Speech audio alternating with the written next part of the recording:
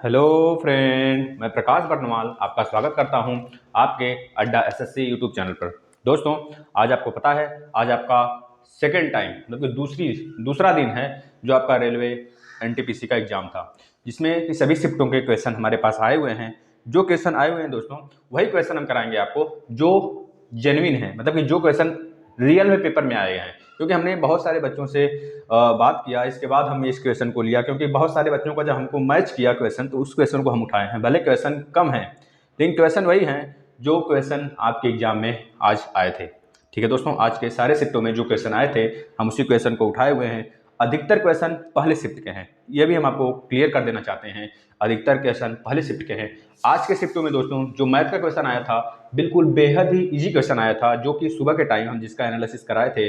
अगर आप नहीं देखे हैं तो देख लें। वैसे ही क्वेश्चन आपके एग्जाम में आएंगे आने वाले भी शिफ्टों में दोस्तों, आने वाले भी दिनों में। और जितने भी फेज, जिनका फेज अभी नहीं स्टार्ट हुआ है, उनको तो बहुत ही आसान है दोस्तों। वो अच्छे तरीके से, अगर अभी भी उनका कुछ चीज़ें नहीं क्लियर हैं तो क्लियर कर सकते हैं। क्योंकि उनको लग रहा है कि हमारा यह पोर्शन, जैसे कि कुछ आ गया मान लीजिए अवार्ड से, तो उनको लगता है हमारा अवार्ड वाला सेशन नहीं क्लियर है, तो 2-3 बार रिवीजन कर सकते हैं। उसको लिख कर दीवार पे चिपका दें, जहाँ पे वह हमेशा आना जाना उनका रहता है, जिस रूम में, उस रूम में चिपका दें, और उनको वो चीज़ें बार बार रिवीजन करते करते याद हो जाएगा। 2-3 दिन के अंदर देखेंगे कि वो सारी चीज़ें उनको याद हो गई रही होगी। ठीक है दोस्तों, आज के जो जीके के क्वेश्चन थे दोस्तों, इसमें नेशनल पार्क से ज़्यादा क्वेश्चन पूछे गए, ये आपको बता देते हैं। करंट अफेयर से ज़्यादा टॉपिक पूछे गए, ये आपको क्लियर कर देना चाहते हैं। और इसमें दोस्तों जो आपके नवरत्न कंपनियां हैं, नवरत्न कंपनियां 8 हैं, आपको पता है। हम 8 के बारे में आज बता देंगे आपको, लास्ट तक बने रहिएगा। हम काफ़ी ज़्यादा आपको एक्स्ट्रा पोर्शन भी कराने वाले हैं, जैसे कि आईएनसी की अध्यक्षता, 3-4 चीज़ें पूछ लिया गया था उससे। तो हम आईएनसी की जितनी भी अध्यक्षता हुआ है, लगभग 55 अध्यक्षता हुआ है, तो जो जो इसमें से इंपॉर्टेंट है हम लास्ट में सब करा देंगे आपको, बोर्ड पे लिख देंगे, आप लोग कॉपी पे लिख लीजिएगा। और नेशनल पार्क मेजरली जहाँ से पूछे जाएंगे क्वेश्चन, हम उसको बता देंगे। और आपके भेल, मतलब कि सॉरी, जितनी भी महारत्न कंपनियां हैं उसके बारे में, उसके डायरेक्टर कौन है उसको हम बता देंगे यहाँ पे। ठीक है दोस्तों, तो आप लोग बने रहिए और लास्ट तक बने रहिए, तभी आपको फायदा मिलेगा कुछ, जैसा कि हम आपको बता चुके हैं। देखिए, जो क्वेश्चन पूछा गया था बहुत ही अच्छे अच्छे क्वेश्चन थे सब। देखिए, हम पहला क्वेश्चन की बात कर लेते हैं। कांग्रेस के किस सेशन में कंप्लीट जो इंडिपेंडेंस है, स्वराज की मांग, कंप्लीट स्वराज की मांग की गई थी? तो आपको पता होना चाहिए दोस्तों, यह लाहौर का सेशन था, जवाहरलाल नेहरू जी ने किया था 1929 में। और पहली बार जो स्वराज की मांग हुई थी दोस्तों, वह 1906 वाले में हुई थी, जिसकी अध्यक्षता कौन किए थे? दादा भाई नौरोजी, याद रखेंगे, दादा भाई नौरोजी जी ने किया था दोस्तों। इसकी अध्यक्षता दादा भाई नौरोजी किए थे 1906 वाले का।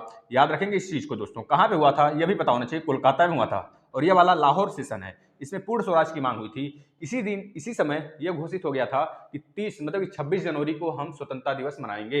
तो इसी वजह से 50 मतलब कि 1950 को, 26 जनवरी 1950 को आपका संविधान अंगीकृत होने के बावजूद, पहले 26 नवंबर 1949 को अंगीकृत हुआ था आपका संविधान। उसके बाद भी मतलब कि उसको उस दिन ना लागू करके हम डिसाइड किए कि हमारा संविधान 26 जनवरी 1950 को लागू होना चाहिए, 26 नवंबर को नहीं। और 26 नवंबर को अंगीकृत हुआ, इस वजह से 26 नवंबर को हम संविधान दिवस के रूप में मनाते हैं। जो कि एक क्वेश्चन आज के डेट में पूछा गया था आपके, कि संविधान दिवस हम कब मनाते हैं, तो उसमें था 26 नवंबर, जो कि वही क्वेश्चन राइट था, वही आंसर राइट था। चलिए, दूसरा क्वेश्चन की बात कर लेते हैं। जापान के न्यू किंग, जैसे पता है आपको, जापान में जैसे जैसे एरा बदलता है, एरा चेंज होता है, उसी तरह उसका शासन, मतलब कि एक तरह से नया युग का निर्माण हो जाता है, वहां पे नया युग शुरुआत होता है। उसी तरह यहाँ पे पूछा गया है, जो नया युग शुरुआत हुआ है उस युग का नाम क्या है? तो युग का नाम है दोस्तों रीवा, याद रखेंगे, रीवा नाम है जो नया युग स्टार्ट हुआ है। इसमें राजकुमार थे जो पहले, उन्हीं को बना दिया गया दोस्तों किंग। न्यू किंग बने हैं ना ही हितो, नास, इनका नाम है नारूहितो, नारूहितो, नारूहितो, यह नए किंग बने हैं। और इन्हीं की वजह से नया एक सेशन स्टार्ट हुआ है वहां पे, जिसका नाम है रीवा, याद रखेंगे। देखिए, रॉबर्ट हुक ने किसका डिस्कवर किया? तो आपको पता है सेल का, कोशिका का इन्होंने डिस्कवर किया था रॉबर्ट हुक ने, जो कि यहाँ पे पूछा गया। अब देखिए, यहाँ पे केमिस्ट्री से क्वेश्चन अच्छा पूछ लिया गया था। लाइमस्टोन, लाइमस्टोन का मतलब कि जो आपका कैल्शियम कार्बोनेट है उसका फार्मूला पूछा गया था। 3 चीज हम आपको यहाँ बताएंगे। लाइमस्टोन बताएंगे, लाइमस्टोन मतलब कि चूना पत्थर, चूना पत्थर यानी कि जो खड़िया चाक, देखें आप, खड़िया चाक, जिस चाक से टीचर लोग लिखते थे स्कूल में, खड़िया चाक। और एक चीज हम आपको बताएंगे, बुझा चूना, बुझा चूना, बुझा चूना। और एक हम आपको बताएंगे स्लैग लाइम, स्लैग लाइम मतलब अनबुझा चूना। एक मिनट, यह बुझा चूना होता है या स्लैग लाइम होता है? और अनबुझा चूना हम बताएंगे कैल्शियम ऑक्साइड, अनबुझा चूना। अनबुझा चूना। तीन चीज देखिए, आपका जो पूछा गया था यह पूछा गया था इसका फार्मूला, तो आप बता देंगे CaCO3 कैल्शियम कार्बोनेट, ठीक है। अब इसमें बुझा चूना की बात करें दोस्तों, तो बुझा चूना का फार्मूला हो जाएगा CaOH का ट्वाइस कैल्शियम हाइड्रोक्साइड। अगर अनबुझा की बात करें तो CaO कैल्शियम ऑक्साइड। ये तीनों फार्मूला जुबान पे रट जाना चाहिए। आज के डेट में अगर यह पूछा है तो कल के डेट में आपका यह भी आ सकता है, ठीक है ना। चलिए, जीएसटी किस टाइप्स का टैक्स है, तो आपको पता होना चाहिए दोस्तों, ये एक इनडायरेक्ट टैक्स है, अप्रत्यक्ष टैक्स है, याद रखेंगे। जो कि डायरेक्ट होता है वो केंद्र सरकार लगाती है, लेकिन इसको जो है राज्य सरकार लगाती है, पता भी नहीं चलता है हमें कि हम दे भी रहे हैं कि नहीं दे रहे हैं। जैसे आप कोई भी गुड्स जब खरीदते हैं तो उस पर लिखा होता है जीएसटी करके आपको दे रहे हैं, मतलब जीएसटी प्लस है उसमें, तब आप उसको दे रहे हैं। इस तरह जीएसटी जो है हम कंज्यूमर से लिया जाता है, वो अप्रत्यक्ष कर होता है दोस्तों। जीएसटी टैक्स जो अप्रत्यक्ष कर होता है वह मतलब कंज्यूमर से लिया जाता है, इस तरह का लीजिए, जो कि डायरेक्ट हम नहीं देते हैं, उसको हम किसी न किसी रूप में सरकार को देते ही हैं, इसको बोलते हैं अप्रत्यक्ष कर। आपको पता होना चाहिए जीएसटी। कल के डेट में पूछ लिया गया था कि जीएसटी में जो संविधान संशोधन हुआ था वो कौन सा हुआ था, तो 101वें नंबर का 2016, याद रखेंगे इस बात को, जो कल वाले शिफ्टों में आया था। हो सकता है आने वाले शिफ्टों में हो सकता है वह रिवाइज हो जाए एक बार, ठीक है ना। अब देखिए एक क्वेश्चन था दोस्तों, यूनिवर्सल ब्लड डोनर किसको बोलते हैं, तो अगर आपके ऑप्शन में था ओ निगेटिव, तब तो आप ओ निगेटिव लगाएंगे, नहीं तो फिर ओ अगर रहा होगा, ओ निगेटिव और ओ पॉजिटिव में से कोई इन दोनों में से अगर एक, जैसे कि यह भी है और यह भी है और ओ भी है, तो आप ओ निगेटिव लगाएंगे, यह आपका डोनर है दोस्तों, ठीक है ना। यह डोनर है, इसे बोलते हैं हम लोग क्या, यूनिवर्सल डोनर। अगर इन दोनों में से कोई नहीं है, अगर यह भी है और यह भी है, तो आप ओ को लगा देंगे, बस काम खत्म करेंगे, ठीक है ना। चलिए, कांग्रेस की स्थापना किसने किया, कांग्रेस की स्थापना किसने किया, तो आपको पता होना चाहिए एओ ह्यूम ने किया दोस्तों। एक इंग्लैंड के नागरिक थे, आपको पता होना चाहिए, अंग्रेजी नागरिक थे दोस्तों। इन्हीं की अध्यक्षता में हुआ था, मतलब इन्होंने ही किया था सबसे पहले जो अध्यक्षता हुई थी। या फिर कह लीजिए एक क्वेश्चन और पूछ लिया गया था इसी शिफ्ट में, पहले ही शिफ्ट में दोस्तों, कि कांग्रेस का जो स्थापना हुआ है वह कब हुआ था। एक तो यह पूछा गया कांग्रेस की स्थापना किसने किया, तो एओ ह्यूम जी ने किया, और एक तो यह पूछा गया कांग्रेस की स्थापना कब हुआ, तो आप बता देंगे 1885 में हुआ। आपको पता होना चाहिए दोस्तों कि 1885 में जब अध्यक्षता होती है, पहली अध्यक्षता जो होती है स्थापना के बाद, पहली अध्यक्षता 1885 में जब होती है, तो उसके जो अध्यक्षता करते हैं दोस्तों, पहले तो अध्यक्षता जो होने वाला था वो पुणे में होने वाला था, लेकिन पुणे में न होकर एक बीमारी की वजह से वहाँ पे उसको कैंसिल करके मुंबई में होता है। तो पूछ लिया जाता है यहाँ से कि पहली अध्यक्षता जो कांग्रेस की हुई थी उसमें कितने सदस्य पार्टिसिपेट किए थे, तो 72, याद रखेंगे आप, 72 सदस्य ने पार्टिसिपेट किए थे, जिसके अध्यक्षता व्योमेश चंद्र बनर्जी ने किया था। आपको पता होना चाहिए, बंटू बकमू करके आप याद किए होंगे ट्रिक। चलिए, अभी हम इसका पूरा बता देंगे दोस्तों, जितने आईएनसी के सेशन हुए हैं जो कि इंपॉर्टेंट हैं, हम सब बताने वाले हैं, आप निश्चिंत रूप से लास्ट तक बने रहिए। इसके बाद नेक्स्ट क्वेश्चन दोस्तों, ह्यूमन डेवलपमेंट रैंक, इसमें यह नहीं पूछा गया, एचडीआई में आपसे यह पूछ लिया गया दोस्तों, एचडीआई में ह्यूमन डेवलपमेंट इंडेक्स में, कि पहला रैंक किसका है। भारत का रैंक तो आप सबको पता होगा, सब लोग याद करके गए होंगे कि भारत का रैंक है एचडीआई में 131, जो कि 189 में से 131 भारत का रैंक है। पहला रैंक जो है दोस्तों नॉर्वे है, दूसरा स्वीडन है, इस तरह आप याद कर सकते हैं, पहला दूसरा तीसरा, ठीक है दोस्तों। नेक्स्ट, इन्वायरमेंट का थीम क्या है, इन्वायरमेंटल का थीम क्या है, तो आप बता देंगे इन्वायरमेंट का जो थीम है दोस्तों, time for nature, time for nature, याद रखेंगे इसे। चलिए नेक्स्ट क्वेश्चन, एक क्वेश्चन और पूछ लिया गया था, कारपोरेट फार्मिंग किस कंट्री में होता है। शायद यह क्वेश्चन हमें क्लियर नहीं है, आप लोग देखेंगे शायद ऐसा क्वेश्चन कोई पूछा गया था कि जो कारपोरेट फार्मिंग होता है वह किस देश में होता है दोस्तों, ऐसा कुछ क्वेश्चन था उसमें। मतलब कि सक्सेसफुल किस देश में हुआ, मतलब सक्सेसफुल किस देश में है, ऐसा कुछ क्वेश्चन था। आप लोग एक बार देखिएगा उसे और उसके बाद कंफर्म करिएगा मुझे।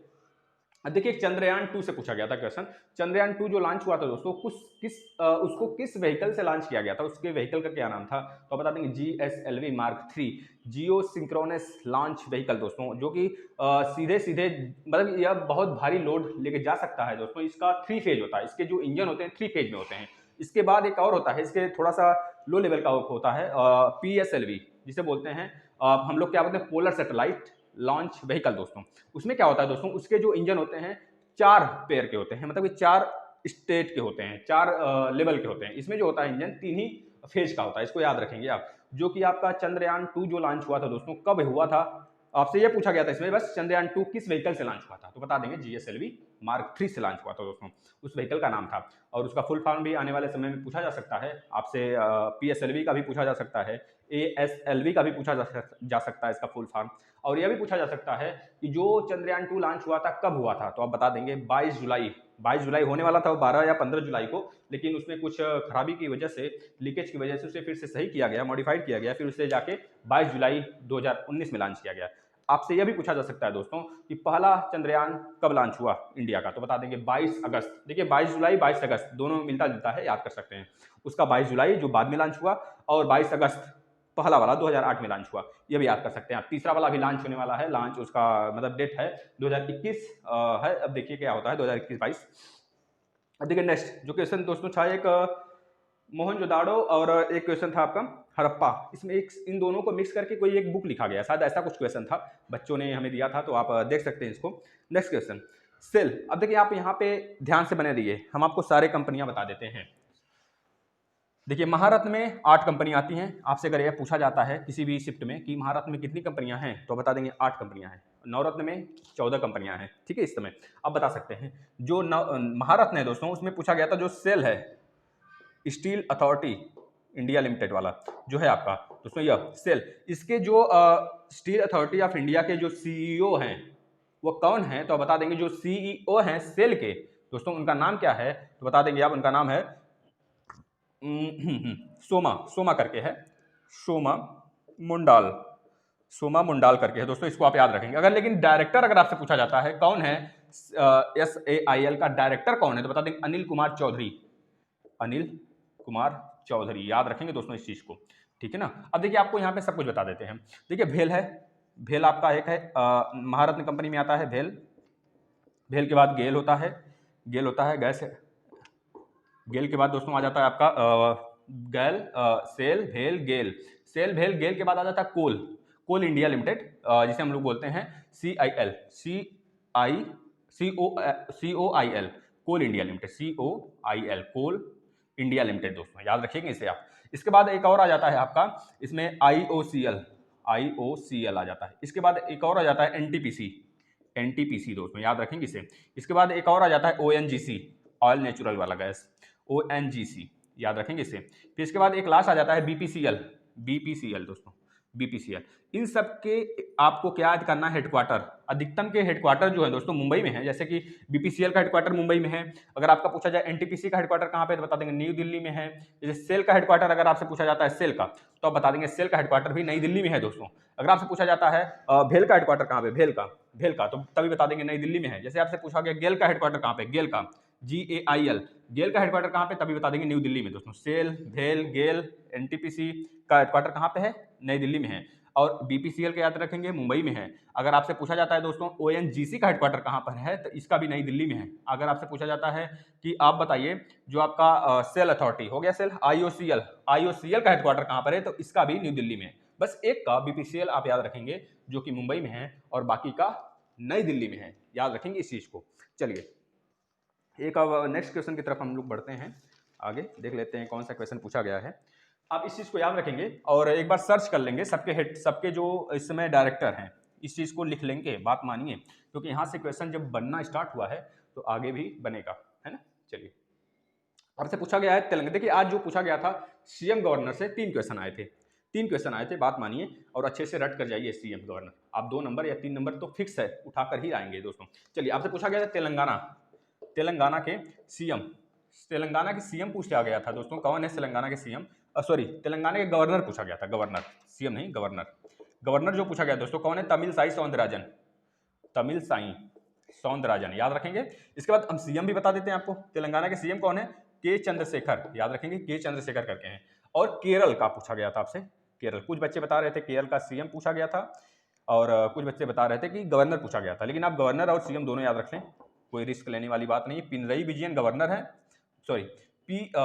पिनरई नहीं, P सदाशिवम गवर्नर है, P Sadasivam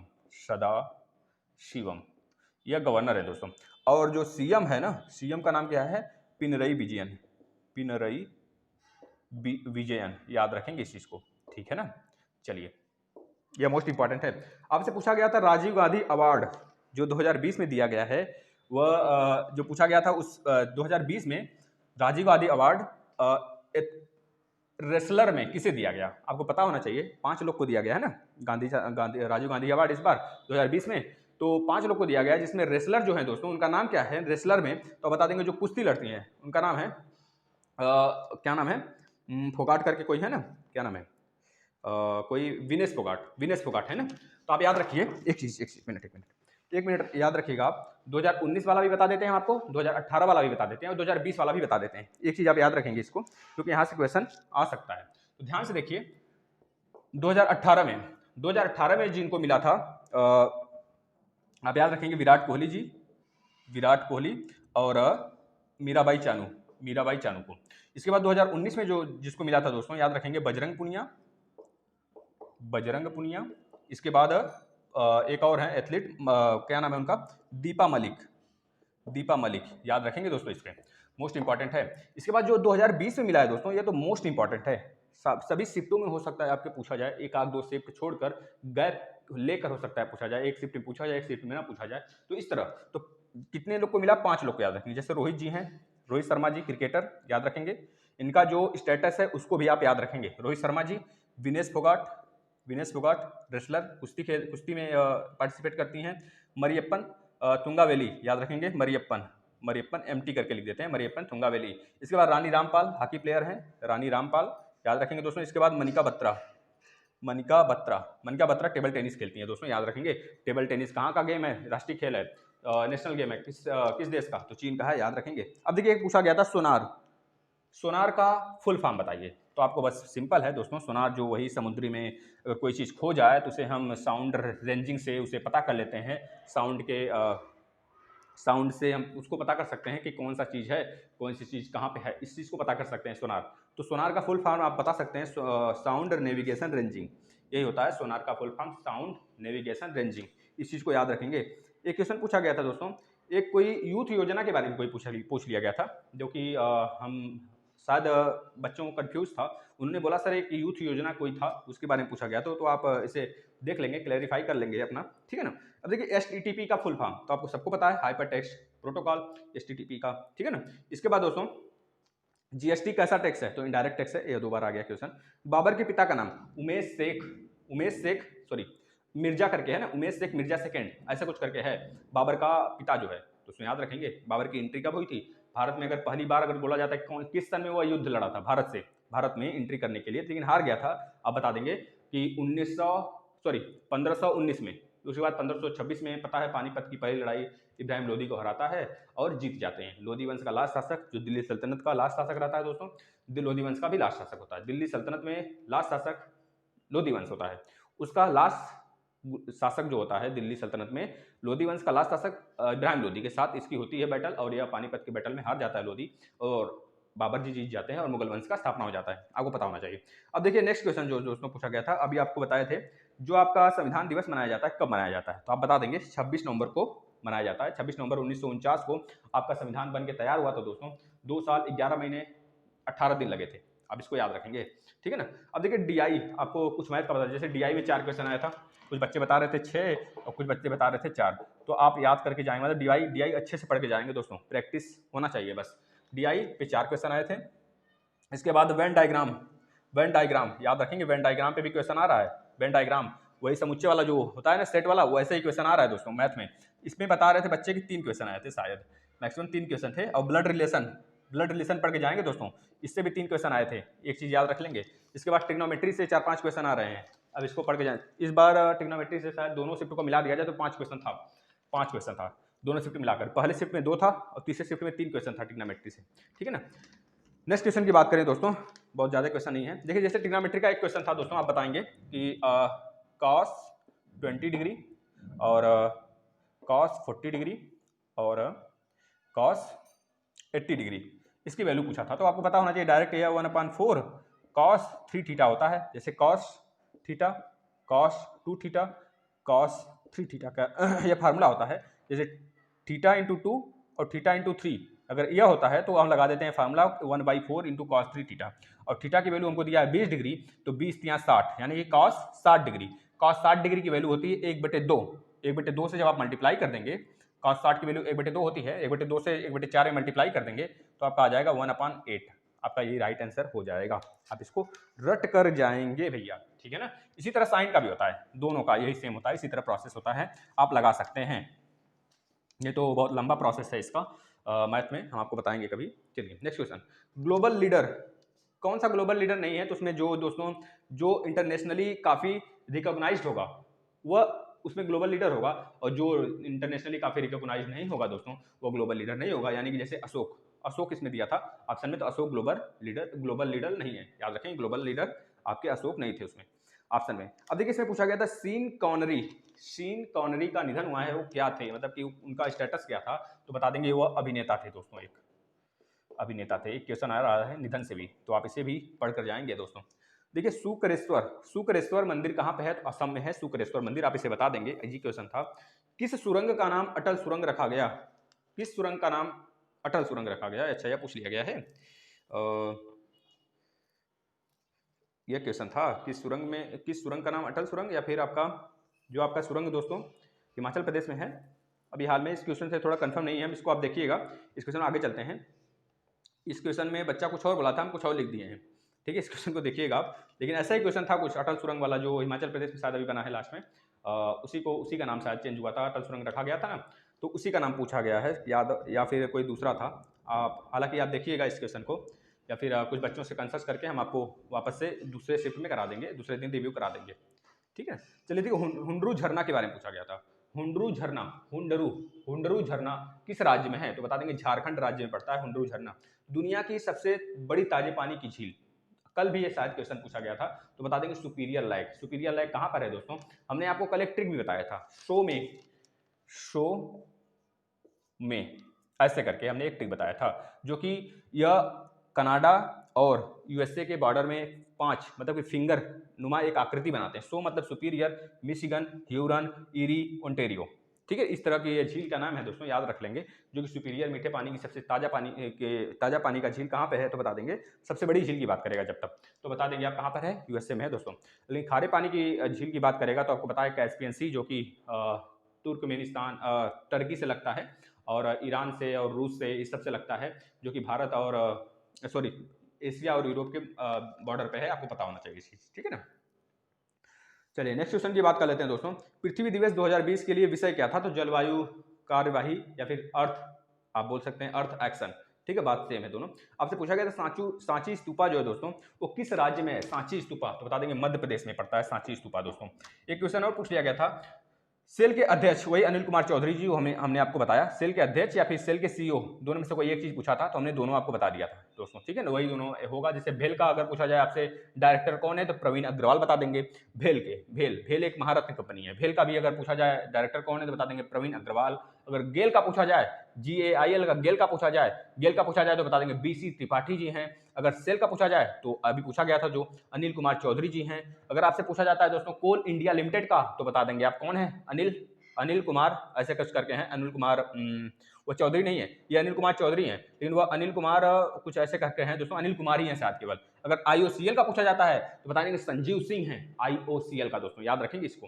next question, Sanchi stupa हो गया, सेल हो गया, कौन बाघ आरक्षित है, तो जिम कार्बेट ऐसा कुछ क्वेश्चन था जो बाघ आरक्षित है। जैसे अगर आपसे पूछा जाता है उत्तराखंड में किसने नेशनल पार्क है, तो आप उंगली पे गिनिए, फटाफट गिनिए, तो Rajaji national park, Nanda national park, Govind national park, Gangotri, Jim Corbett और वैली ऑफ फ्लावर्स, इतने सब हैं जो कि उत्तराखंड में पड़ जाते हैं दोस्तों, ठीक है ना। अगर पश्चिम बंगाल में पूछा जाता है तो बता देंगे Buxa tiger reserve, Singrauli,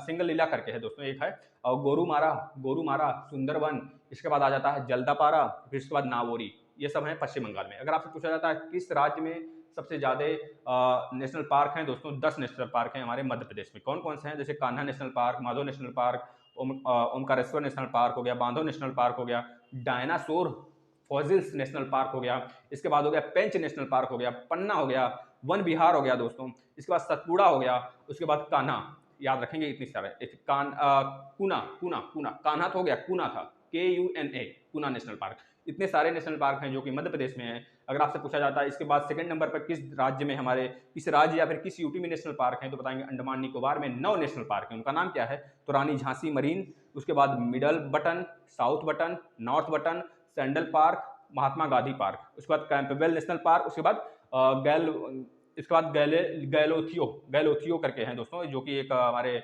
viceroy रह चुके हैं, इसको उसके नाम पे पड़ा है। एक और है आपका माउंट हैनिएट नेशनल पार्क। इतने 9 नेशनल पार्क हैं जो आपके अंडमान निकोबार में। और भी याद कर सकते हैं आप पढ़ के अपने से। जैसे अगर आपको छत्तीसगढ़ का पता करना है, छत्तीसगढ़ का इंदिरा गांधी बता सकते हैं, इंद्रावती, छत्तीसगढ़ का इंद्रावती हो गया, और कांगर वैली हो गया, गुरु घासीदास हो गया, यह छत्तीसगढ़ का हो जाता है। अगर आपको पता करना है दोस्तों आंध्र प्रदेश में कितने नेशनल पार्क हैं, तो बता देंगे 3 नेशनल पार्क हैं आंध्र प्रदेश में, पापीकोंडा और उसके बाद राजीव गांधी, एक है वेंकटेश्वर, ठीक है, वेंकेश्वर नेशनल पार्क है। अगर आपसे पूछा जाता है तेलंगाना में कितने नेशनल पार्क है, तो बता देंगे तेलंगाना में भी 3 नेशनल पार्क है भैया। कौन कौन से?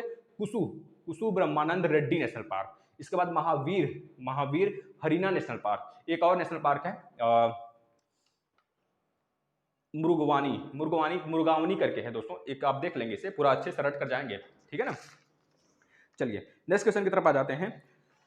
ATL का पूर्ण रूप क्या था, तो अटल टिंकरिंग लैब बता देंगे। ATL का पूर्ण रूप अटल टिंकरिंग लैब। संसद आदर्श ग्राम योजना कौन लाया था, तो जयप्रकाश नारायण ने लाया था संसद आदर्श ग्राम योजना, याद रखेंगे इस चीज को। राष्ट्रपति द्वारा जो अध्यादेश जारी किया जाता है वो हमारे किस अनुच्छेद में है, तो 123 बता देंगे। अगर राज्यपाल द्वारा पूछा जाता है तो बता देंगे 213 दोस्तों, दोनों का 1 2 3 करके दोनों में है, 1 2 3 उसमें है, 2 1 3 इसमें है, याद रखेंगे। जैसे 79 80 81, 79 में आपका संसद का बात होता है, 80 में आपके राज्यसभा की बात होती है, और 81 में आपका लोकसभा का बात होता है। उसी तरह यह भी है, इसको आप ट्रिक से किसी न किसी तरह याद करिए, क्योंकि यह सब क्वेश्चन पूछे जाते हैं।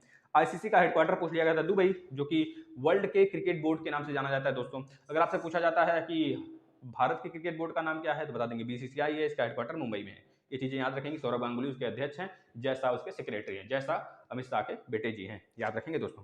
IPL 2020 के विजेता कौन रहे हैं, तो बता देंगे मुंबई रही है दोस्तों, ये 5वीं बार विजेता रही है दोस्तों, याद रखेंगे। और कब कब जीती है, तो आप 2013 से विषम वाला याद रखेंगे, 2013 2015 2017 2019 2020 पांचों याद रखेंगे। 2019 के बाद 2020 में भी जीत गई, ठीक है ना। UAE में हुआ था, UAE याद रखेंगे दोस्तों, ठीक है ना। 10 टीम, कितने टीम भाग ली थी, 8 टीम भाग ली थी, 8 टीम आप याद रखेंगे इसे।